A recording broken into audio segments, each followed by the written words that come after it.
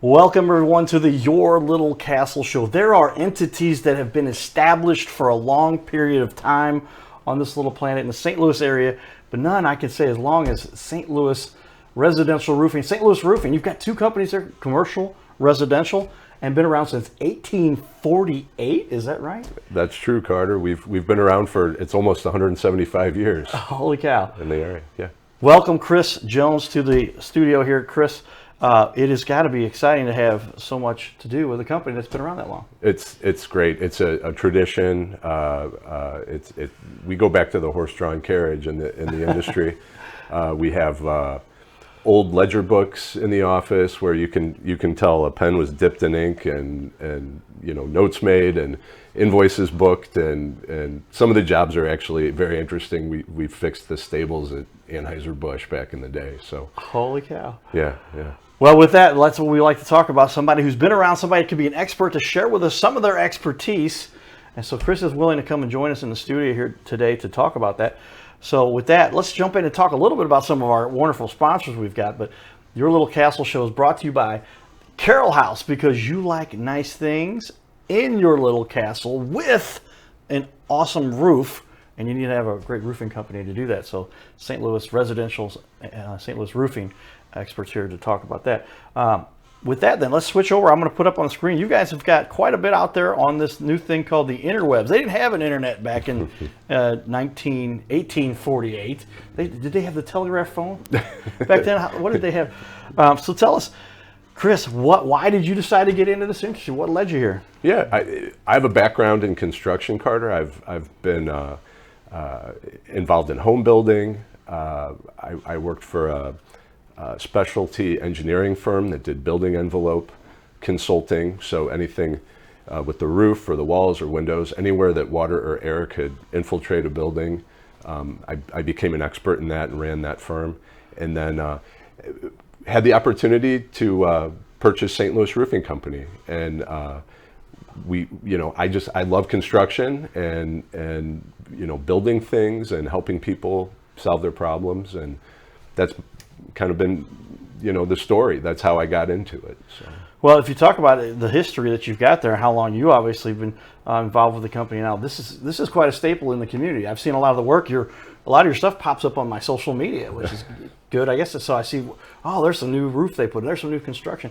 But you guys have really got some expertise in this, and you've decided this is where you wanted to go. You said, hey, I know that there's changes. Tell me a little about the transfer there. How long ago was that you took over the company? Yeah, it was in 2016. So it's, added up, it's about 8 years. Right. And we started, when I bought the company, it was smaller. Okay. And we've added some team members and that over the years. But about 8 years. Well, yeah, so it's grown into what it is now. Like I said, we're going to show a little bit of the reviews and a lot of the great information they've got out there, because a lot of good things people have been saying. So some of the work you've got, a couple websites for everybody to take a look at too.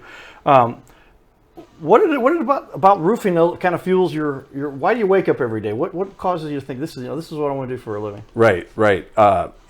It's actually, we use this term in the office, it's only roofing, but everybody needs a roof, and it's we're in the business of shelter. Everybody needs food, air, water, shelter, and it's something everybody needs. And if you can do something really well that everybody needs, it tends to work out and be successful, and that's sort of been our approach to it. Yeah, I mean, there's not anything most families are going to own that has more to do with the structure of a house or the roof. Everything falls underneath the roof, all under one roof, they say, right? And so, that's true. If you're going to have a house, you better have that, because it affects everything else. You've got the siding, the fascia, the walls, everything that's involved with that.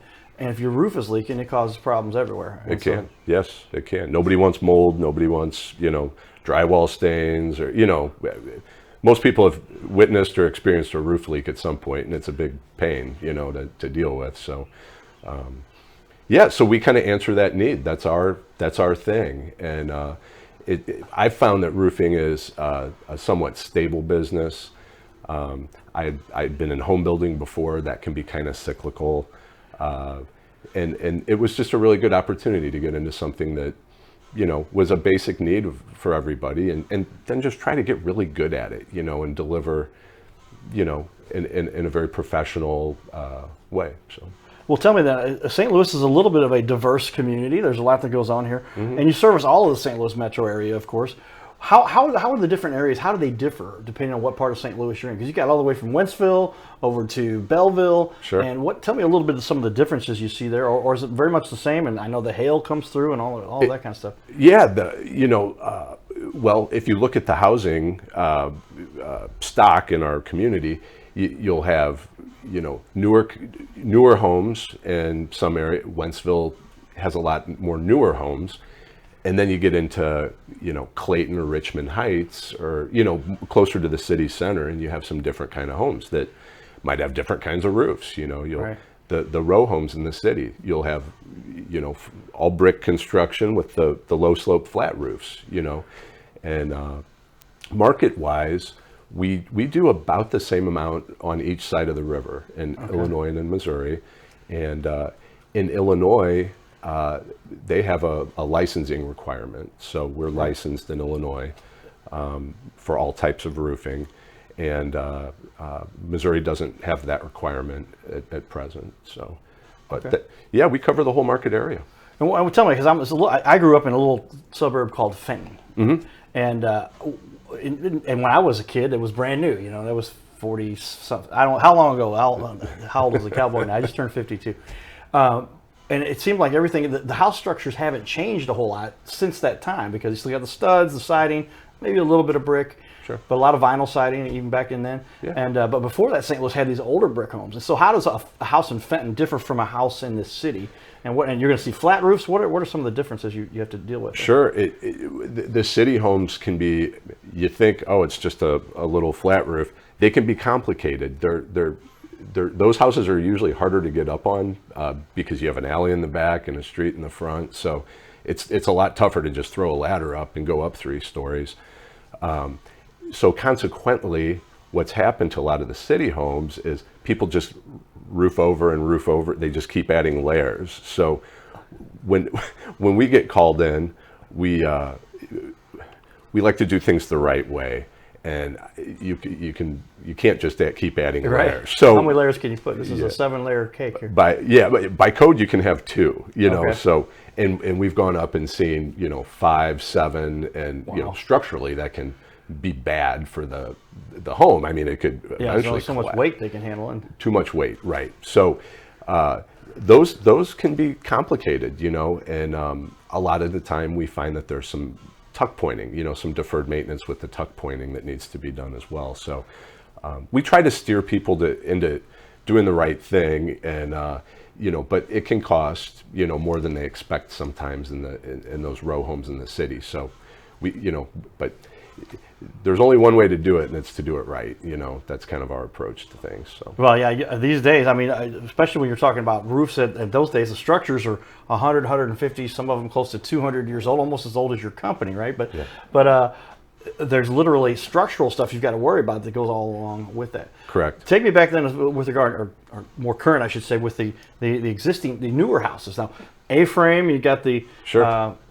I don't know if that's an A-frame, but the roof that slants quite a bit more often. It's not a flat roof, obviously. And then the shingles that are on there. And how long do those last? And what do people expect when they get a new roof from you? Put on for one of the county, out in the urban, or the suburbs, they call it, right? Sure.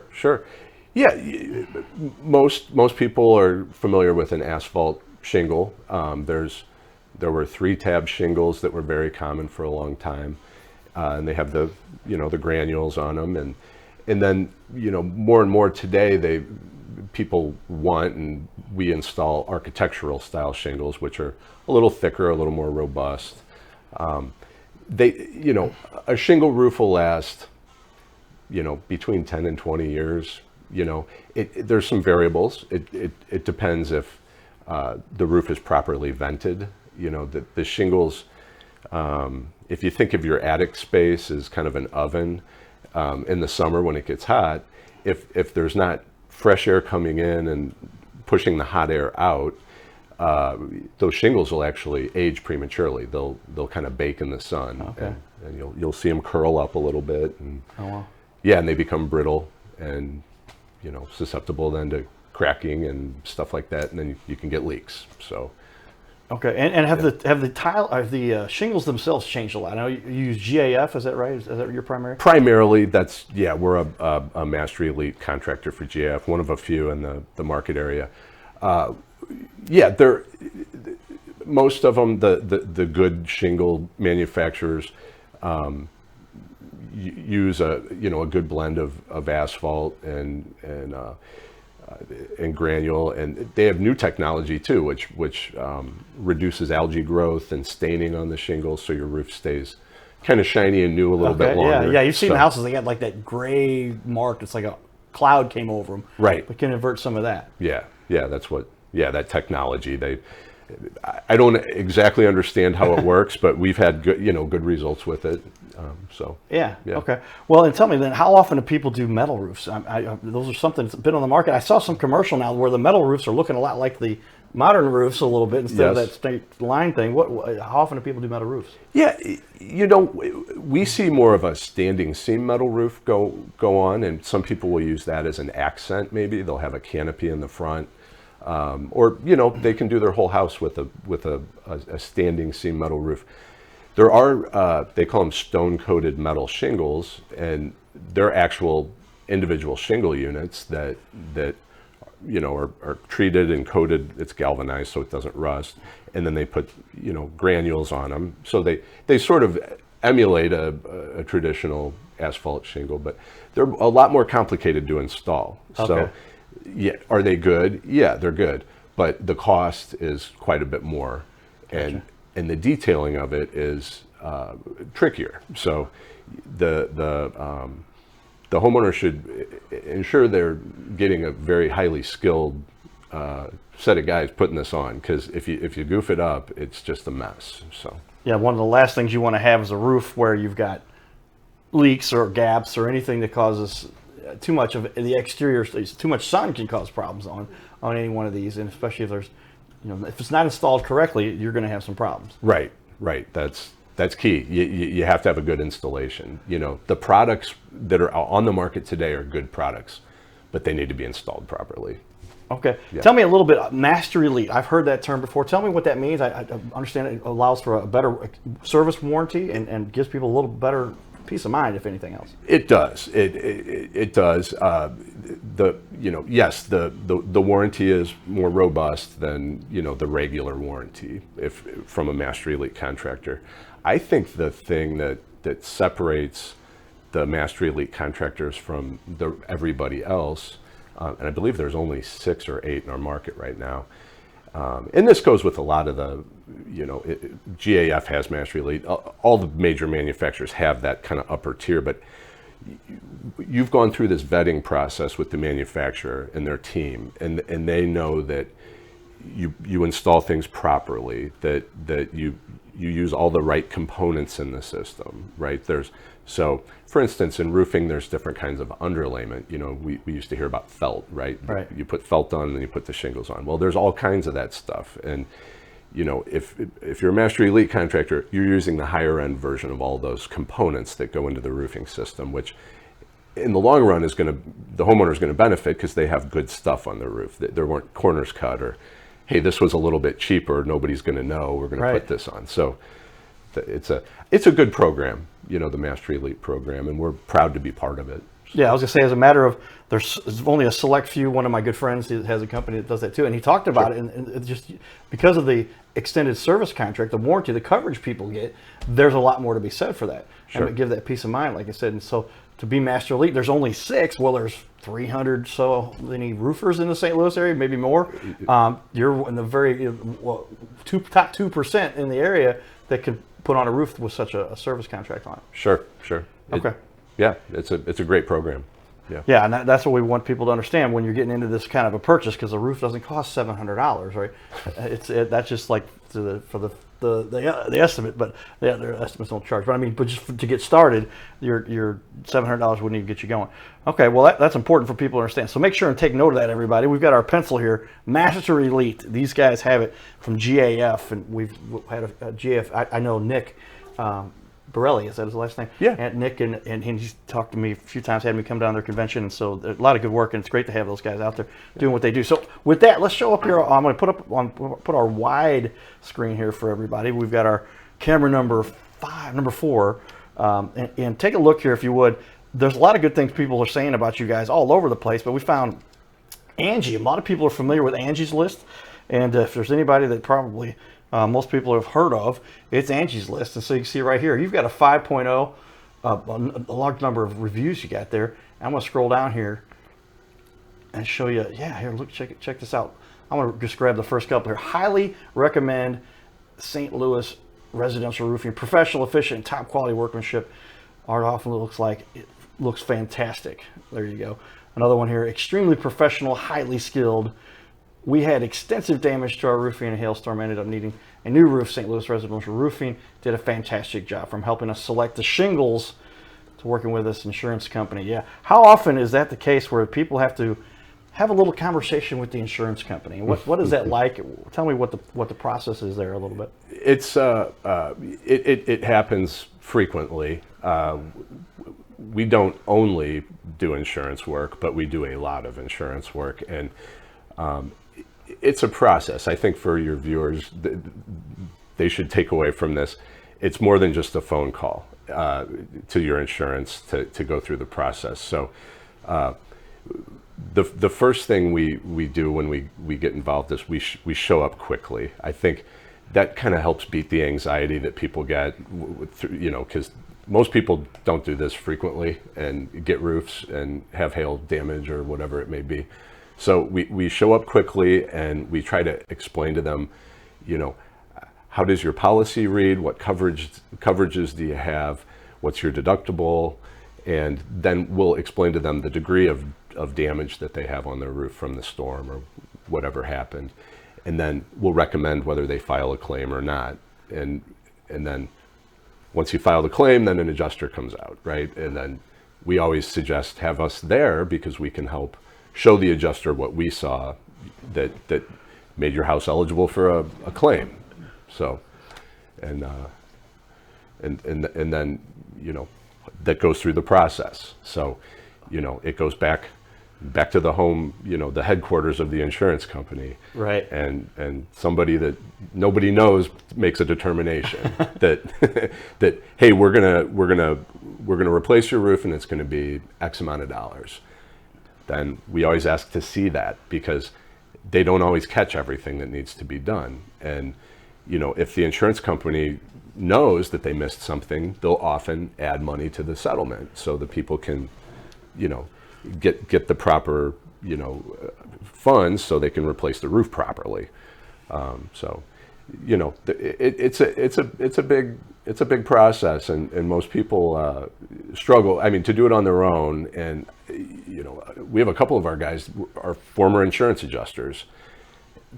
They know how to identify the hail. They know how to speak the language of the insurance companies, and all that. So, and we bring that to the customer as a sort of a value added to have that sort of a team, that can help manage the process with their insurance.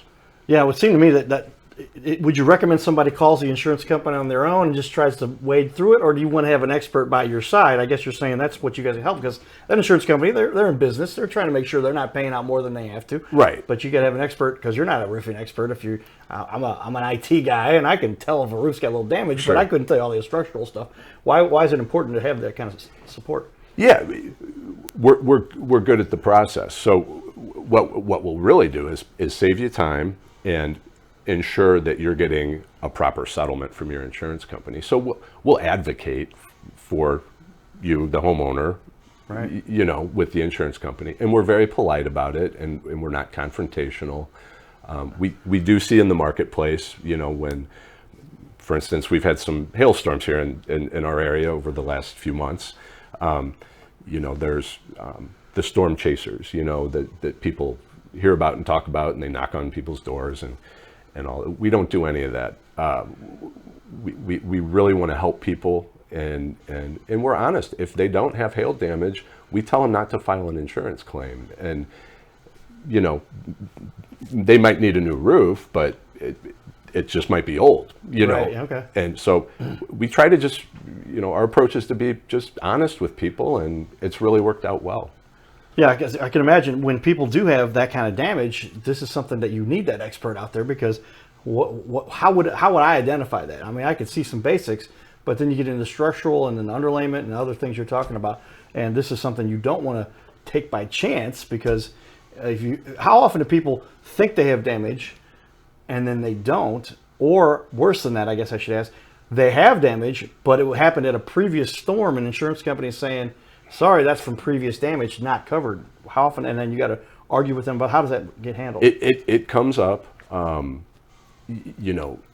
Insurance policies some are written different ways, but generally you have about a year from the date of loss, from the storm date, or to file the claim. And people don't always know that. Some of that stuff's kind of in the fine print of the insurance policy. So we've become expert at, figuring out what does the policy cover, what is your sort of statute of limitations to file, right, and try to help, get people moving in the right direction quickly. And I think the sort of the velocity of when somebody calls, we're not, 2 weeks out, we are very often there within a day, it could be a couple days, but I think getting it going right away and giving our attention to that, potential customer is really powerful. Yeah, and it's just something to take seriously, because this is a heavy expense, and if it's something that should be covered, I know somebody personally who waited a long time, right, and everybody around her got new roofs, and then they came to look at her house, and I think the guy looked and says, we've already covered everything we're going to cover here. Right. We're not going to do this one, and it didn't get covered. It happens. Okay. It happens. Yeah. Tell me then, you guys, with as long as you guys have been around, what is the one thing that you think you do better than everybody else? The one thing that kind of separates St. Louis residential roofing, St. Louis roofing, from everyone else? Sure. It's our white glove service. We use that term. We're roofers, right? And roofers can be a ragtag bunch, or they can be clean cut. And we've taken the approach of, hey, why don't we just wear a collared shirt and a pair of khaki pants, and look people in the eye when you talk to them, and shake hands, and be positive, show up, and deliver, manage expectations. When you tear a roof off, it's a messy process. We have a whole system we use to protect the outside of the house, the bushes and all that stuff, called the catch-all system. But that goes into the white glove. It costs us extra to do that kind of stuff, but I think it helps us deliver in a way that's just excellent, and people love it. Yeah, I say if you can give me white gloves, that doesn't cost any extra, right? That just comes along, and that's your approach. And say we're going to do this and make sure, because this is such an expensive process for somebody. It is. Take care of them. Make sure and give them the white glove treatment so that they get everything covered. How many times roofing guys come in, they're like, "Yeah, I got the roof, I got the nails. All right, give me some caulk. Let's get this thing done." Right. That's not the way you want to do a roof. No, it's not. It's not. And to take it a step further, Carter, we have 5 pillars that we use, and I tell the guys, hey, this is the answer to the test. If anybody working at our company, was wondering what they need to be thinking about, we have 5 things. It's safety, quality, job site cleanliness, that the roof is watertight, and that we remain within the customer's budget. It's 5 things. That's all we think about every day. And if we do that, do all 5 of those, we're doing everything right, and life is good, and the customer's happy, and we're running a good business that is building its reputation and making itself more solid. So it's kind of a win-win. Yeah, well, those are great pillars to stand on, because you want to make sure that all that quality and all of what is done correctly, because again, you cut corners on anything in life. Generally, it's something that doesn't turn out well, but especially on your house. This is a structure that you want to have, that you can pass on, that your kids can inherit, that you can use for your retirement, Sure. Borrow against or sell and cash out. But if it's been corroded, water damage, all those kinds of things that can happen during the lifetime of a roof because it wasn't installed correctly, that can cause a lot of problems. Right. It's, as we say, it's always cheaper to do it right the first time, so it makes sense. There it is. Yeah. Take note of that one there, everybody. Do it right the first time, so that you don't have to do it again, because it's a lot more expensive to put up all the materials, everything, and then have to tear it back down and do it again.